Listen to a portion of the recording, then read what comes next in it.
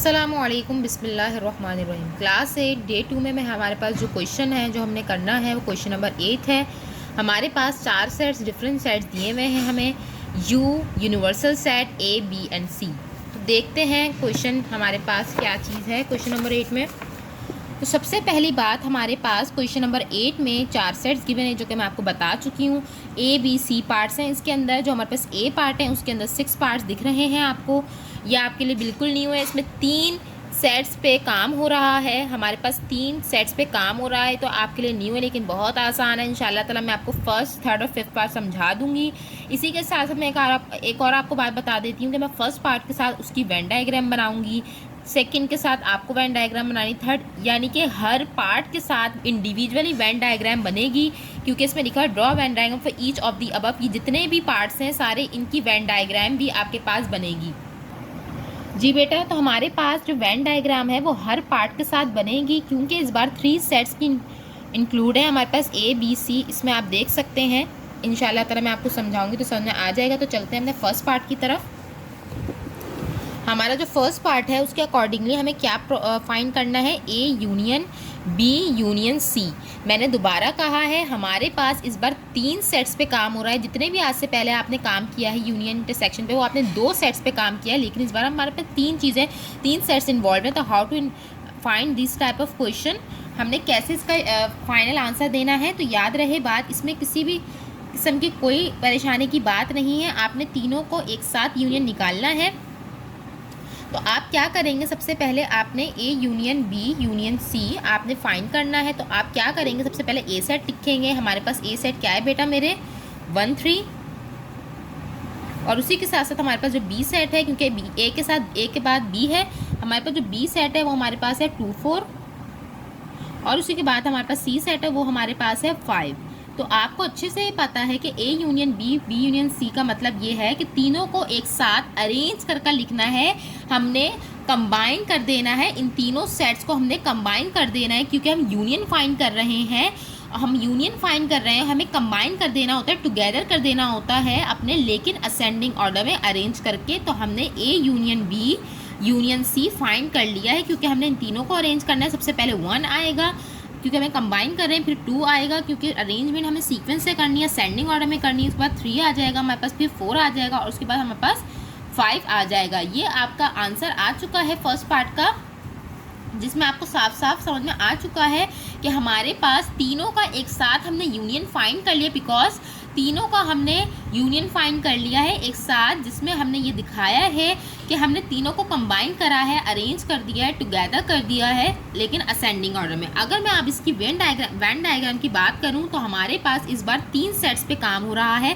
तो हमने 3 सर्कल्स बनाने हैं, हमने 3 सर्कल्स बनाने हैं। याद रहे बात, ये जो मैं सर्कल्स ड्रॉ कर रही हूँ मैं रफ, क्योंकि मैं इस तरीके से समझाने के लिए बता रही हूँ, लेकिन आप लोगों ने इन सर्कल को अच्छे से कंपास यूज़ करना है या फिर कोई भी आपने सर्कल वाली चीज़ यूज़ करनी है। आपने तीनों को ज्वाइन करके बनाना है, तीनों सेट्स के सर्कल को आपने ज्वाइन करके बनाना है। याद रहे बात, दोबारा कह रही हूँ, हमारे पास ए का सर्कल है, हमारे पास बी का सर्कल है, हमारे पास सी का सर्कल। याद रहे ये बात केयरफुली, तीनों सर्कल सेम साइज़ के होने चाहिए, इतना याद रखिएगा। हमारे पास तीनों सर्कल सेम साइज़ के हों और तीनों ज्वाइंट फॉर्म में हों, क्योंकि हम 3 सेट्स पे काम कर रहे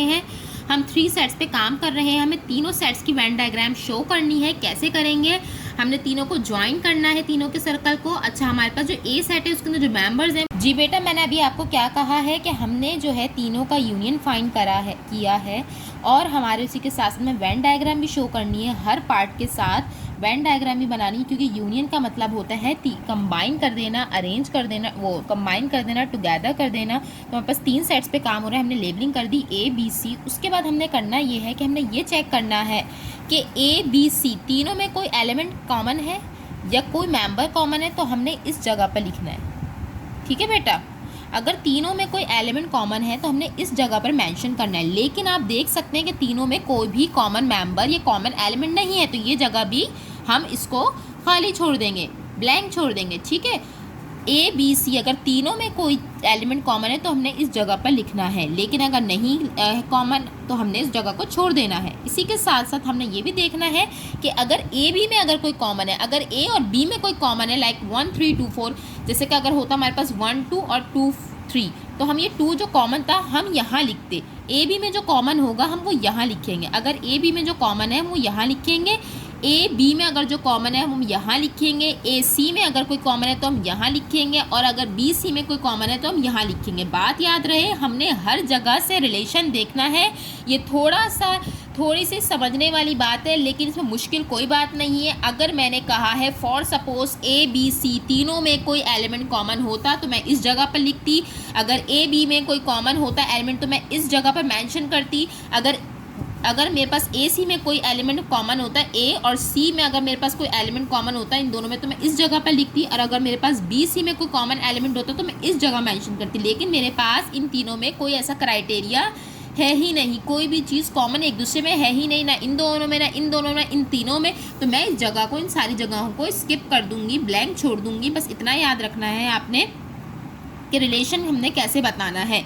अभी हमारे पास कुछ भी कॉमन नहीं है तो हमने ये जगह छोड़ देनी। तो सिंपली हमारे पास ए सेट में 1 3 आ जाएगा, बी सेट में हमारे पास 2 4 आ जाएगा क्योंकि कुछ भी कॉमन नहीं है, और सी सेट हमारे पास 5 है। अब ये बात याद रखिएगा, लास्ट में जो हमारे पास जब हम ये बना लेंगे अपनी Venn diagram according to question, जब हम ये वेन डायग्राम बना लेंगे अकॉर्डिंग टू क्वेश्चन, तो हमारे पास लास्ट में हमारे पास जो आंसर आएगा उसमें हमने कलर करना है।